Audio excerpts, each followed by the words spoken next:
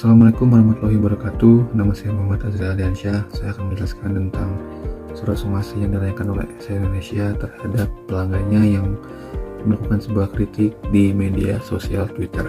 Kronologi dimulai ketika akun Twitter bernama @gandoy membuat sebuah cuitan tentang salah satu produk dari SE Indonesia, yaitu Cheesy Red Velvet. Ia mengatakan bahwa Cheesy Red Velvet ini memiliki kadar gula yang tidak normal dan dapat menyebabkan diabetes massal untuk para konsumennya. Dari cuitan tersebut, tim legal dan SE Indonesia masih tidak terima akan apa informasi yang telah diberikan dari akun Twitter @gandoy itu tentang salah satu produknya.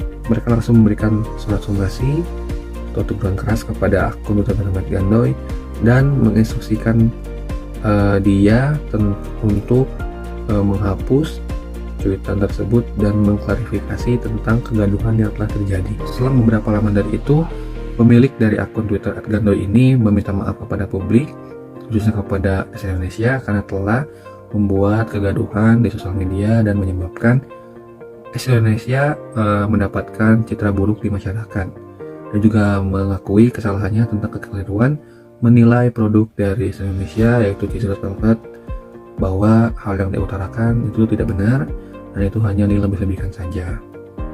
Nah, setelah kita mengetahui pembahasan masalah, kali ini saya akan membahas tentang dampak pada kasus ST Indonesia yang terjadi pada tanggal 24 September 2022.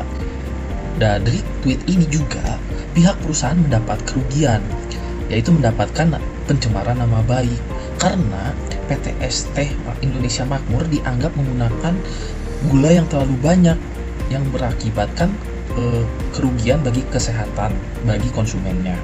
Lalu yang kedua, mendapatkan kritikan dari netizen akibat statement pada surat somasi yang dikirimkan kepada Gandhi karena dianggap tidak mau dikritik oleh konsumennya. Oke, kali ini saya akan membahas solusi daripada permasalahan somasi ST Indonesia kepada salah satu konsumennya. Menurut saya, tindakan yang diambil oleh pihak ST Indonesia itu sudah tepat, karena jika ditinjau dari cuitan salah satu konsumennya di Twitter itu, dia menggunakan bahasa yang cukup kasar dan itu terbilang di kelas sarkasme ya. Dan tindakan yang diambil oleh pihak ST Indonesia itu bisa menjadi pembelajaran untuk kita semua, dimana jikalau kita beropini atau bermedia sosial itu bisa lebih bijak agar tidak terjadi hal-hal yang seperti ini, yang tentunya akan merugikan selain dari pihak kita sendiri yang berasumsi, pihak yang kita komentari pun akan terdampak oleh kata-kata tersebut. Assalamualaikum, nama saya Alis Risandi. Saya akan menyebutkan teori dari kasus ini. Mengenai minuman teh ini, mungkin ada yang suka rasa khas tradisional atau rasa yang berversi seperti era saat ini. Maka antara suka dan tidak itu kembali lagi pada haknya. Namun, tidak dengan menjelekkan nama salah satu brand, apalagi dengan cuitan yang kasar, baik secara langsung maupun tidak langsung, dan atau juga di sosial media. Maka jika terjadi hal seperti itu, pihak perusahaan bisa menuntut atau mensomasi orang yang mencemarkan nama baik produknya. Karena berdasarkan hukum somasi bisa ditemukan pada dalam Pasal 1238 Kitab Undang-Undang Hukum Perdata, dan tujuan diberikannya somasi adalah memberi kesempatan kepada pihak calon tergugat untuk berbuat sesuatu atau menghentikan sesuatu perbuatan sebagaimana tuntutan pihak penggugat. Terima kasih. Baik, Assalamualaikum warahmatullahi wabarakatuh. Di sini saya akan menyimpulkan dari dua sisi agar tak terjebak dalam tindakan pidana pencemaran nama baik atau penghinaan. Tentu kritik yang disampaikan tidak boleh menjelek-jelekan tanpa dasar. Oleh karena itu, perlu dibutuhkan bukti atas apa yang kita kritisi. Pengkritik bisa terjebak dalam melakukan tindak pidana pencemaran nama baik apabila batasan-batasan menyampaikan kritik di media sosial itu dilanggar. Pengkritik juga bisa dituntut secara perdata karena telah melakukan perbuatan melawan hukum yang merugikan orang lain.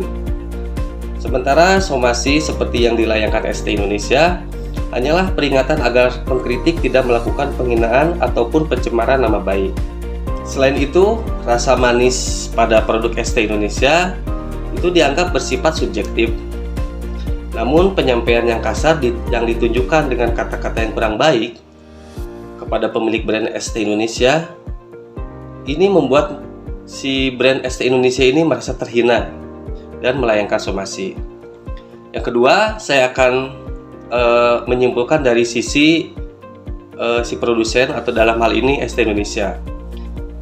Sikap tenang akan membuat kita lebih mampu menghadapi kritikan dengan cara yang tepat, tidak emosional, dan juga kita lebih terbuka dalam menerima masukan dari konsumen. Halo, saya Mestika. Kali ini saya akan melanjutkan hasil kesimpulan dari kasus yang pemberian surat somasi yang dilakukan oleh ST Indonesia terhadap salah satu konsumen mereka. Dari pihak manajemen ST Indonesia telah memberi penjelasan untuk berkomitmen menerima saran dan kritik dari masyarakat agar terus menjadi lebih baik dan meminta maaf apabila telah membuat gaduh. Dan ST Indonesia sudah mengambil jalan damai dengan konsumen yang bersangkutan. Untuk hasilnya, pihak ST Indonesia juga sudah mengeluarkan pilihan normal sugar dan less sugar yang sudah ada mereka cantumkan juga.